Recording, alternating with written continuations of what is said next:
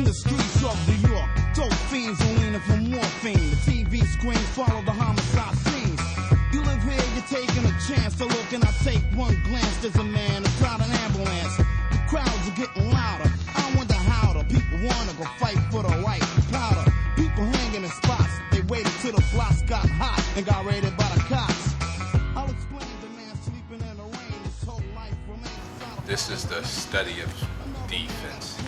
Here we take a look at the arts that make defense happen. Now, every defense has to have good training methods like you see here, which helps to train the legs and build endurance, dexterity, the strength, the balance, the power that comes from the ground that you really need to pull off defensive footwork, blocking, slipping, dipping, the feints.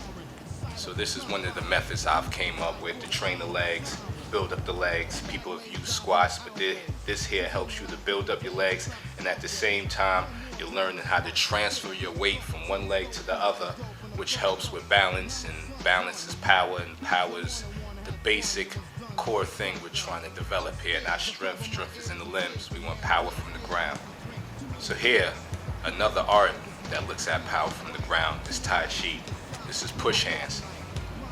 This is leverage. The art of push hands here is to try to off-balance the other man without losing your balance. So the game comes from learning how to build power from the ground, like you just looked at, the one trainer method, and generate it out of your hands, which some call Zheng or Fusheng.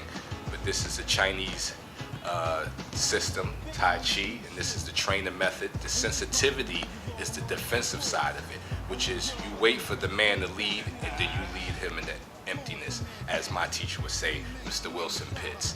So you want to lead him to his open doors by giving him the chance to initiate with incoming force. You listen, you stick, and you guide him into emptiness, as you're seeing here.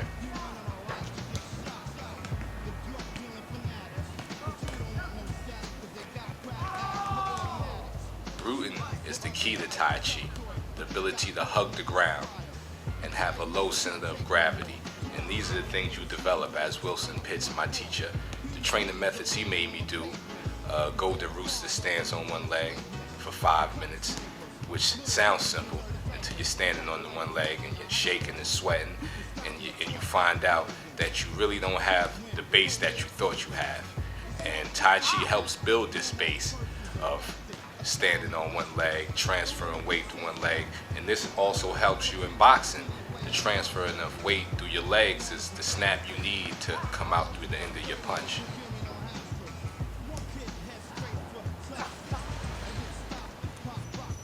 Now with a tall opponent, such as the man here, you really have to stick and listen to his limbs. Because of his long limbs, he already has a good base. So this is the defense. Tai Chi is the art of defense, just like 52 blocks. It is the non-doing and doing.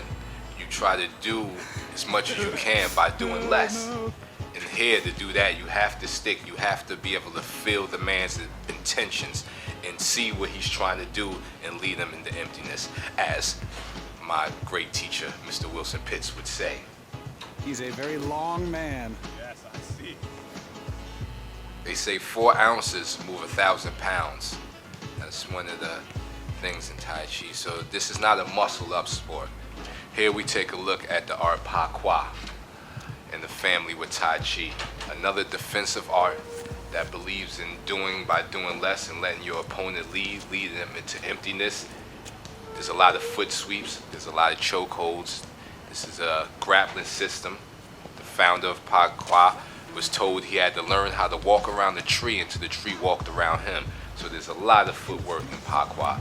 The defensive quality.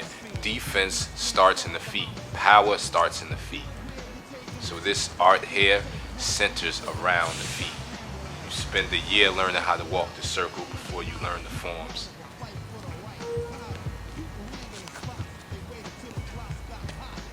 You learn to get sensitivity in your feet and legs, and learning how to attack with your feet and legs while attacking with your hands at the same time. The Chinese use Bagua practitioners to protect Chinese payroll because of their ferocity in battle. and their ability to protect a person while fighting. This is called the lion holds the ball. Now, slipping punches is the art of boxing's defense. The art of 52 believes in slipping, blocking, parrying, ducking, interceptions. That's why it went so well with boxing, and it has so many roots in boxing to Jack Johnson, Joey Gans.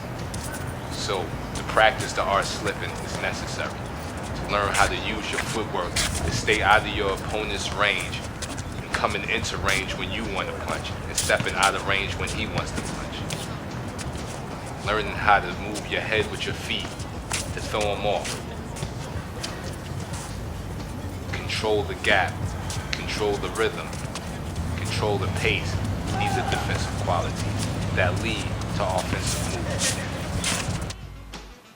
Such as training with the double end bag. It's not a heavy bag. Here you learn accuracy, how to pop your punches.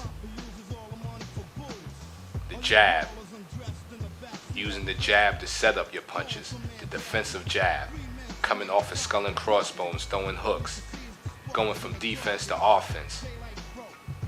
Moving around, not standing there and being the target. The key to fighting is to keep your man off balance. Move him around, walk him around. Not giving him a chance to set and throw his best weapons. And here we take a look at Mr. 52 himself, using the art 52